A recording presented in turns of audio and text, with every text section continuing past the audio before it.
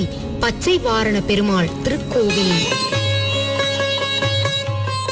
என்றும் இந்த கோவிலுக்கு நிம்மதி தேடி வருவோருக்கு பச்சை வாரண பெருமாள் மன நிம்மதி அளித்து வாழ்க்கையை இனிதாக்குகிறார். பெருமாள் யானை மீது அமர்ந்து காட்சி அளித்ததால் இதை நினைவுறுத்தும் வண்ணம் கோவிலின் கொடிமரம் கீழே யானை ஒன்று உள்ளது.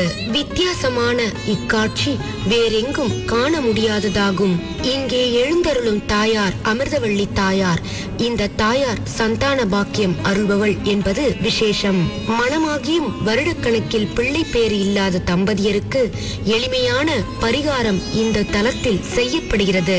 இங்கே தாயாருக்கு சந்நிதி வாசல் படியில் தொடர்ந்து 6 வாரங்கள் செவ்வாய் அல்லது வெள்ளிக்கிழமைகளில் தூய பசுநெய்யால் அந்த பீடத்தை மெழுகி சர்க்கரை பொடியால் கோலமிட்டால் சந்தான பாக்கியம் சாத்தியம் என்பது பலரது வாழ்வில் நிகழ்ந்த அனுபவ உண்மையாகும். சென்னையிலிருந்து காஞ்சிபுரம் செல்லும் சாலையில் பூந்தமல்லியை அடுத்துள்ள நசரத்பேட்டை பேருந்து நிறுத்தத்தை ஒட்டி இடதுபுறம் செல்லும் சாலையில் 2 கிலோமீட்டர் தொலைவில் உள்ளது அகரம் மேல் கிராமம். இங்குதான் அருள்மிகு பச்சை வாரண பெருமாள் திருக்கோவில் அமைந்துள்ளது.